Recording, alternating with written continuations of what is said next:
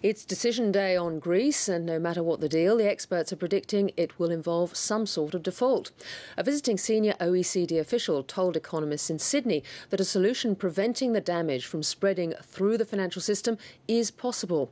He says Australia's major concern should be Chinese inflation, not European debt. Here's Philip Lasker.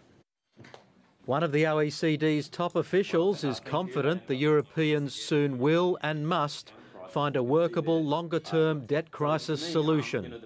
The market spreads have blown out, and that tells you the markets are very, very concerned that something bad's going to happen, and therefore being preemptive by coming up with a solution, either to mutualise the problem or to carry out some form of restructuring, which everyone's now talking about, even in official circles, is essential, and that will happen.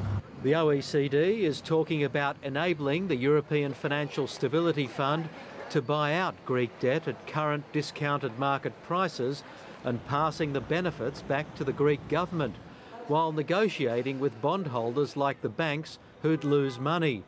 It was a solution not to everyone's liking. At the heart of the European problem is the fact that you have undercapitalised banks that are holding peripheral debt, which, if it was marked to market, would mean these institutions had very little capital or were insolvent. And so the issue is, how do you bail out these institutions? Does government do it? Do you allow them to go under? Dr Blundell-Wignall believes a comprehensive package could be designed to prevent the crisis spreading through the banking system, and in any case, Greek banks hold most of the private sector Greek debt. So nationalisation would be an effective last resort, which could prove profitable for the taxpayer in the long run. This is pretty common. We've seen it in this crisis. We saw it in the S&L crisis, where the Resolution Trust Corporation essentially was nationalising S&Ls and putting them on conservator lists and dealing with them in the most appropriate way, and quite often very successfully. Nationalising banks is not a trivial exercise. The US provided capital in the GFC, but they walked away from that decision of differentiating between the good and the bad, and they gave capital to all banks to get around that problem. It is not easy to work out which ones need capital and which don't.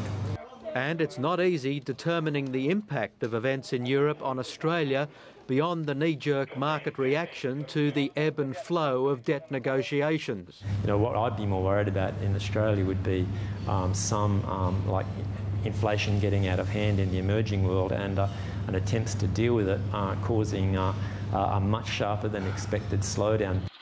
And Chinese inflation is what's worrying the IMF in its latest assessment of China, fuelled partly by a currency that's tied to a very low US dollar.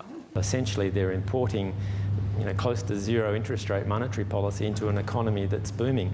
So they can always even add to their policy arsenal, if you like, by managing their exchange rate up. And that's exactly what the IMF is urging China to do.